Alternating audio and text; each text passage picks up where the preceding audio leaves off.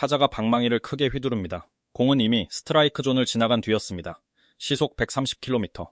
KBO 리그 역사상 가장 느린 공 중 하나였습니다. 이 공을 던진 투수 유희관. 그런데 이 공의 분당 회전수는 2412회, 코리안 몬스터 류현진의 속구보다도 높은 숫자였습니다. 그는 8년 연속 두 자릿수 승리를 기록했습니다. 2015년에는 18승, 국내 선수 다승 1위. KBO 역사에 단 4명뿐인 기록이었습니다. 그런데도 태극마크는 단 한 번도 그를 부르지 않았습니다. 가장 많이 이긴 투수가 왜 국가대표가 되지는 못했을까요? 오늘 이 영상을 끝까지 보고 나면 실력과 자격 사이에 무엇이 있었는지 보이기 시작할 겁니다. 선택받지 못한 아이. 2009년 서울의 한 PC방. 20살을 갓 넘긴 유희관은 노트북 화면 앞에 앉아 있었습니다. 프로야구 신인 지명회가 열리는 날이었습니다. 한 명씩 이름이 불렸습니다. 1라운드, 2라운드, 3라운드. 그의 이름은 나오지 않았습니다. 40인번째 이름이 불릴 때까지도 화면 속엔 다른 얼굴들 뿐이었습니다. 그리고 마침내 6라운드 42순위, 두산 베어스 유희관, 환호는 없었습니다. 그저 안도였습니다.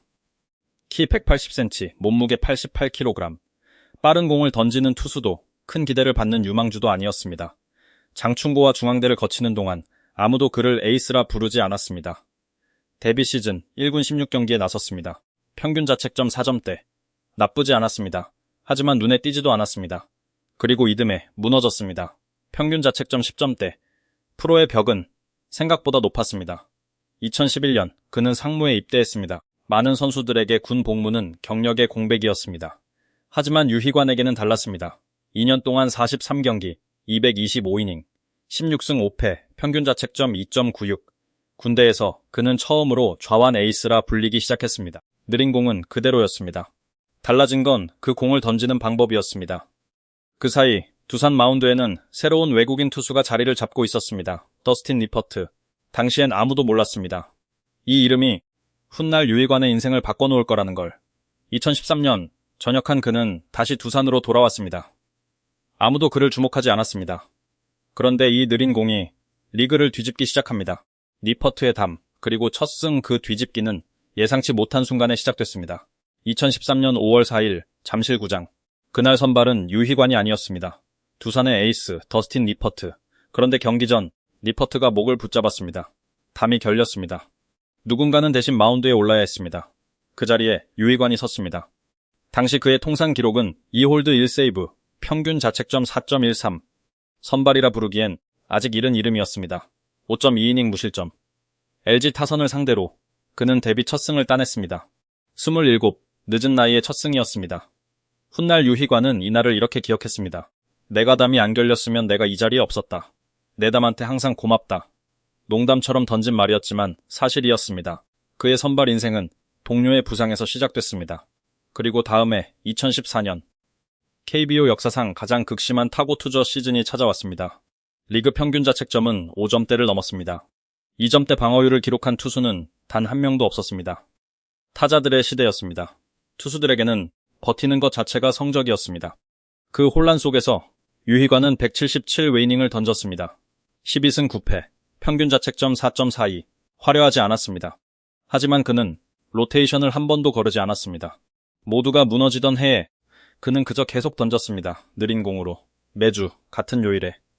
이제 그의 공은 더 이상 느리기만 한 공이 아니었습니다.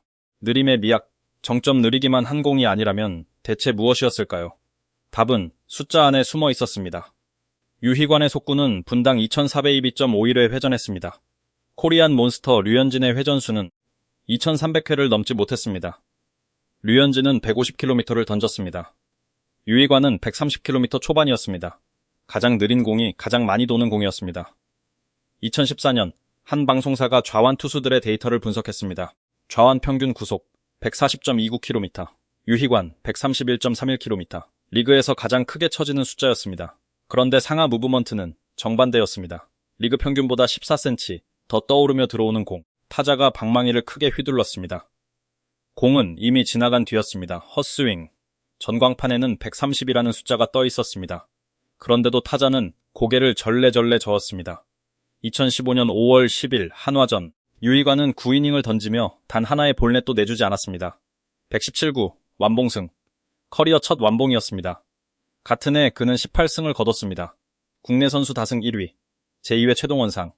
2014년부터 4년 연속 그는 190이닝 이상을 던졌습니다. 로테이션을 걸은 적이 거의 없었습니다. 김태형 감독은 그를 이렇게 평가한 것으로 전해집니다.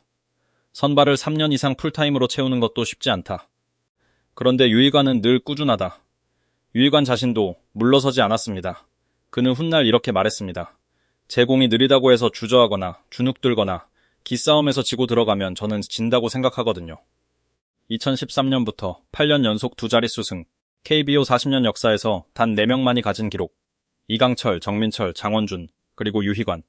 리그에서 가장 느린 공을 던지는 남자가 가장 꾸준히 이기는 투수가 되어 있었습니다. 그런데 그해 태극마크는 그를 부르지 않았다.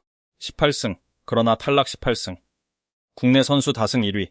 누가 봐도 그의 최고의 시즌이었습니다. 2015년 10월 프리미어 12 최종 엔트리가 발표됐습니다.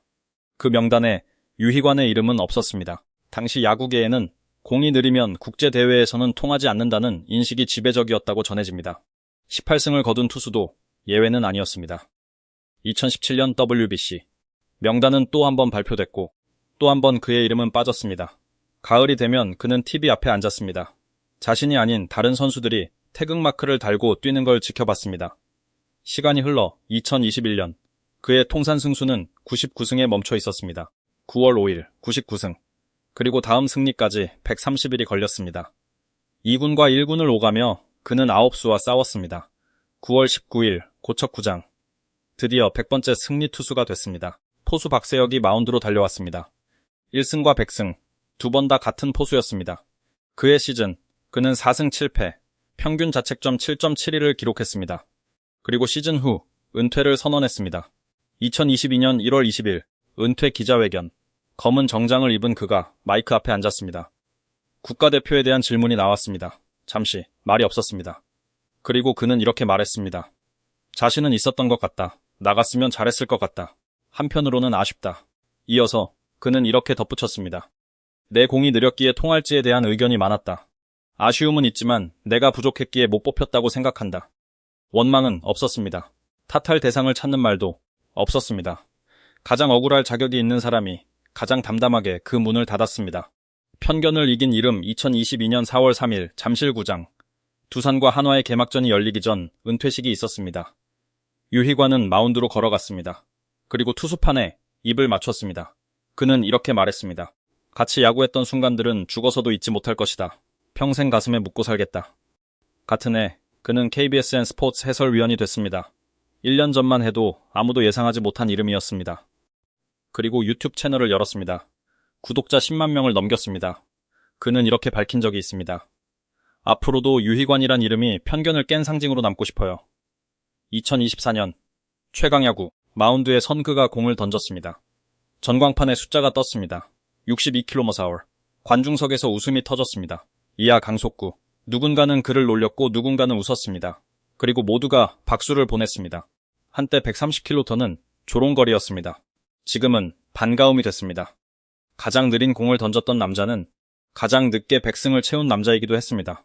그리고 그 공은 여전히 그의 손을 떠나고 있습니다. 이번엔 승부가 아니라 웃음을 위해